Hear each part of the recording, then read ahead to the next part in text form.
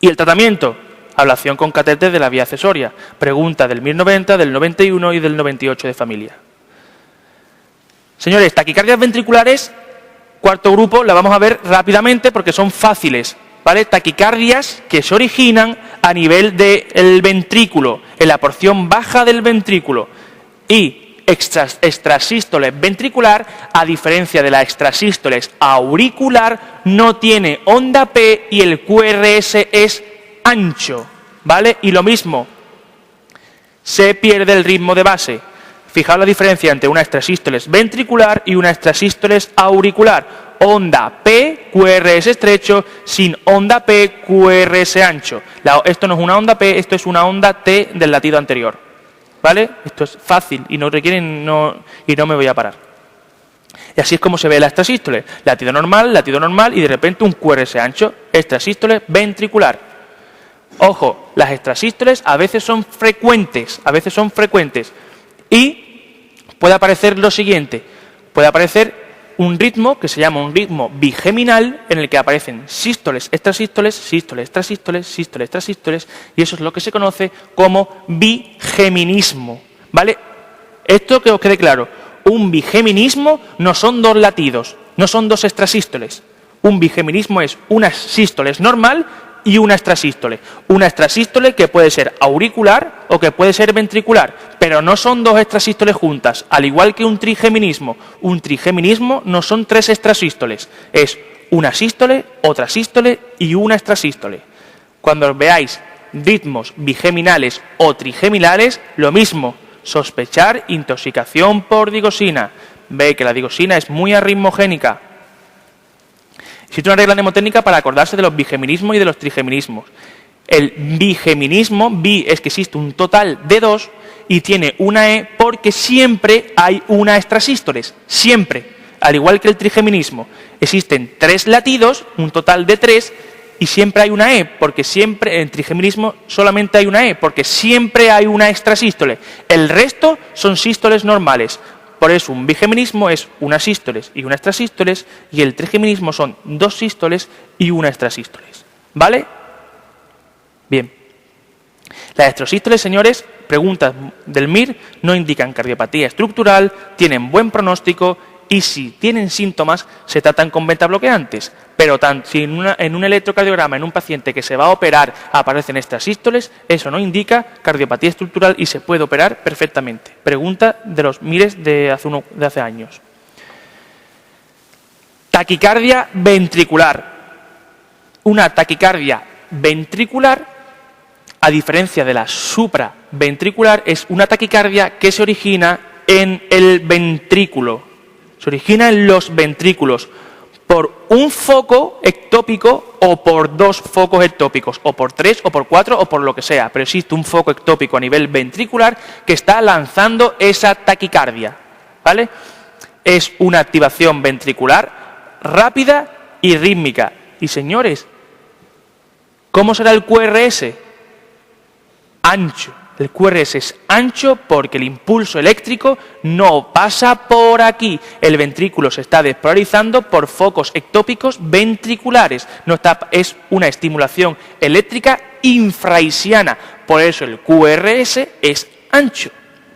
De ahí desde el principio mi insistencia en deciros la importancia que tiene un QRS estrecho y un QRS ancho. ¿Vale? Se denomina taquicardia ventricular cuando existen más de 3 extrasístoles ventriculares. Cuando existen más de 3 extrasístoles ventriculares es una taquicardia ventricular. Por eso os decía que no confundáis el trigeminismo con lo que realmente es. Un trigeminismo es sístoles, sístole, extrasístoles. Cuando no es extrasístole, porque eso sería una taquicardia ventricular. ¿De acuerdo? ¿Y cómo se clasifican las taquicardias ventriculares? Según su tiempo, en sostenida o no sostenida. Si dura más de 30 segundos es sostenida, si dura menos es no sostenida. Y según su morfología, monomórfica o polimórfica. Monomórfica, ¿qué significa? Que el QRS siempre tiene la misma morfología. ¿Qué es lo que indicará? Que solamente existe un foco ectópico el que está lanzando. Es siempre el mismo el que lanza. Sin embargo, si es polimórfica, es decir, que los complejos QRS tienen distinta morfología, no solamente habrá un foco ectópico, sino que habrá varios. que disparan desde distintas localizaciones y dan morfologías distintas. Y ahora lo vamos a ver. Esto es una taquicardia ventricular porque es rítmica y QRS ancho. Se me ha olvidado comentaros una regla que es toda taquicardia rítmica de QRS ancho es una taquicardia ventricular hasta que se demuestre lo contrario. ¿Vale? Esto, taquicardia ventricular monomórfica y sostenida. ¿Por qué monomórfica? Porque tienen siempre la misma morfología en una misma derivación, veis que siempre es el mismo, y porque dura más de 30 segundos. Taquicardia ventricular monomórfica sostenida. Esto, una taquicardia monomórfica, porque siempre tiene la misma morfología, pero no es sostenida, porque empieza aquí y termina aquí. Es no sostenida. Esto, taquicardia ventricular polimórfica, veis la gran aberrancia en los complejos QRS, que son distintos los unos de los otros en una misma derivación, y sostenida porque dura más de 30 segundos. Señores, y esto es la taquicardia ventricular polimórfica, porque los complejos QRS son distintos los unos de los otros, y no sostenida porque empieza aquí y termina aquí. Dura menos de 30 segundos. Señores, esto es una torsade de Points. Es la taquicardia helicoidal. Es una taquicardia ventricular polimórfica que se origina como consecuencia del QT largo. ¿Os acordáis el principio del todo cuando dije lo del el intervalo QT? Cuando el QT tiene que estar por debajo de 0,44. Si el QT se alarga, puede originar esta taquicardia, una taquicardia helicoidal que es muy característica porque va aumentando y disminuyendo como si fuese un acordeón a lo largo de este eje horizontal y que tiene un tratamiento médico específico, por eso es característico, con sulfato de magnesio. Y esta es la que yo os digo que es muy probable que la pregunten en los siguientes mires. Porque es una taquicardia muy característica, es verla y diagnosticarla y tratarla. Por eso, la taquicardia de tipo helicoidal por QT largo se produce por alteraciones electrolíticas, hipopotasemia, hipocalcemia, hipomagnesemia, intoxicación por fármacos, por muchas cosas. El caso clínico podría ser un paciente que está tomando muchísimos diuréticos, por ejemplo, que hace una hipopotasemia y de repente comienza con una taquicardia. Sería el diagnóstico torsade de Points, tratamiento sulfato de magnesio. ¿Vale? Esto grabároslo porque puede ser pregunta del MIR. Señores, diagnóstico de una taquicardia ventricular. Estos son los criterios de Brugada. Esto tiene un rendimiento diagnóstico del 92%. Es decir, sabiéndose esto que es una pechada que flipas, que no se lo sabe ni el tato, ¿vale? Ante toda taquicardia ventricular de QRS ancho, las diagnosticas en un 92%. Pero esto asusta de lejos. Esto no se lo estudia ni Dios, ¿vale?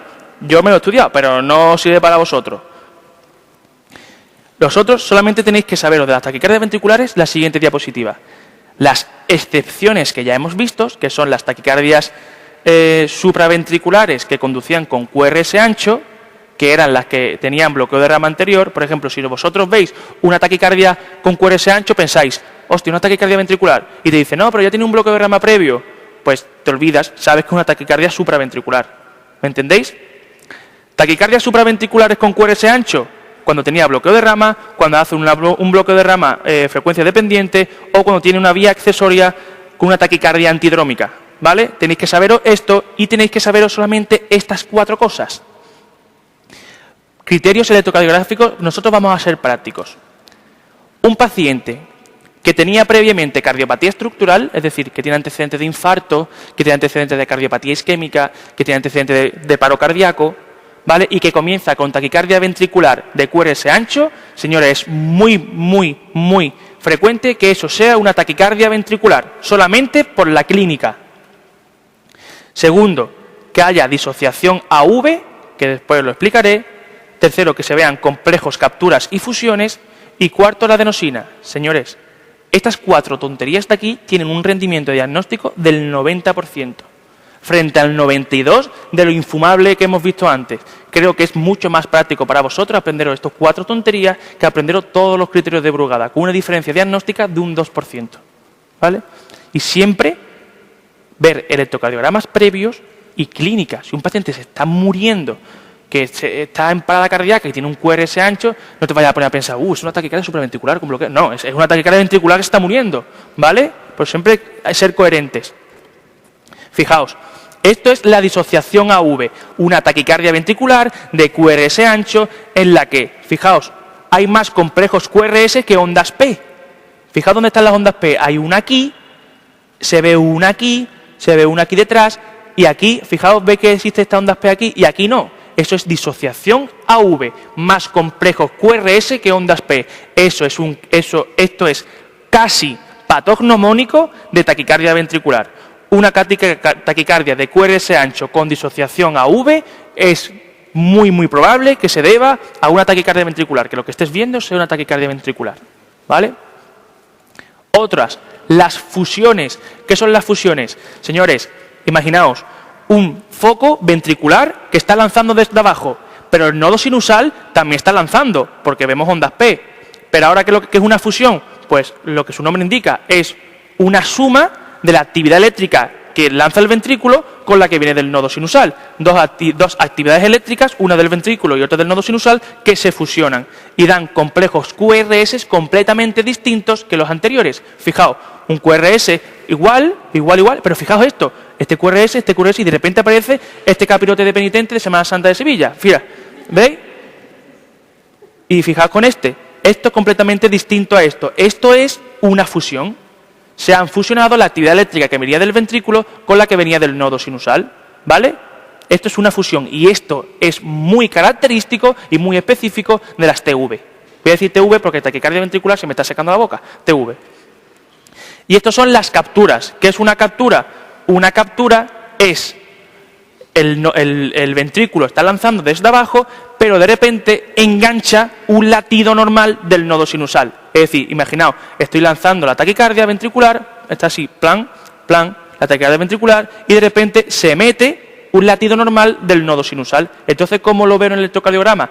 Veo QRS anchos de taquicardia ventricular y en medio de esos QRS anchos un latido completamente normal con su onda P y su onda T del nodo sinusal, como el que veis aquí. Esto es difícil de verlo, por eso ante una taquicardia ventricular hay que sentarse y una vez que el paciente está estabilizado, ponerse a diagnosticarlo. Fijaos, latidos normales, veis latidos normales y de repente hace QRS ancho y un latido normal metido dentro de los complejos QRS.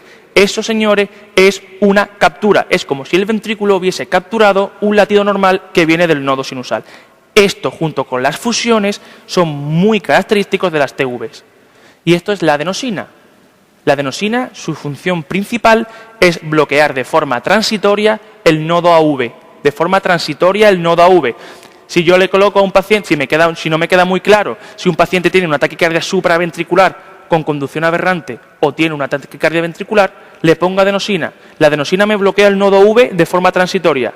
Si bloqueo la taquicardia, es que venía de arriba, era supraventricular y no pasa por el nodo V. Si le coloco adenosina y la taquicardia sigue, era una taquicardia ventricular. ¿Vale? Es todo fisiopatología. La cardiología no se puede estudiar si previamente no la entendéis. Es muy complicada. ¿Vale?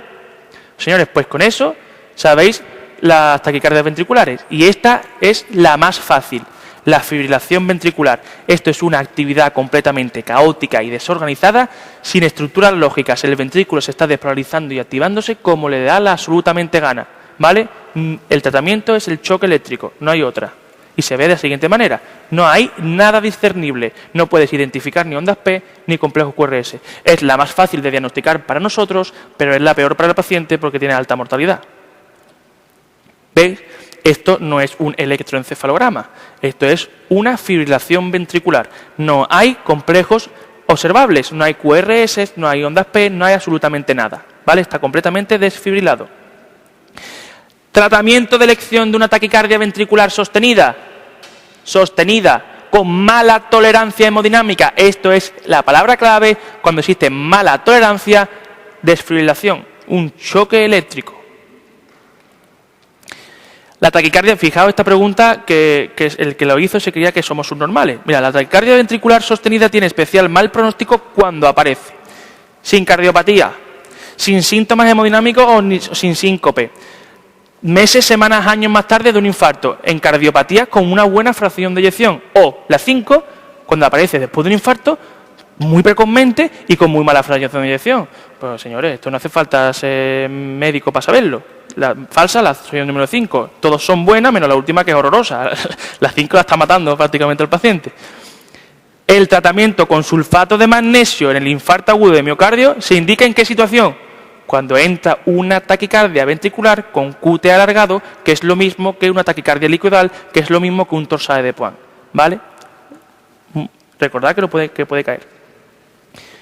Cuando en un registro electrocardiográfico hablamos de torsades de Points, ¿a qué nos referimos? Nos referimos a una forma especial de taquicardia ventricular polimórfica con QT alargado que se trata con sulfato de magnesio. Y fijaos esta pregunta que es maldita. Voy a darme prisa que tengo 20 minutos para dar los infartos. Indico que de las siguientes afirmaciones es falsa en relación a las taquicardias ventriculares. Es lo más importante, pero es lo más fácil, ¿eh? Que no os creáis que he dejado 20 minutos solamente para infartos. Es lo más importante, pero es muy fácil. En el contexto de cardiopatía isquémica, sí que la taquicardia ventricular, la principal causa es la isquemia, que tiene relación la sintomatología con su duración, con su frecuencia y con el grado de afectación del miocardio. Si fijaos, la aparición de una disociación AV durante una taquicardia con complejos QRH es un signo patognomónico de taquicardia ventricular, o lo que os he comentado.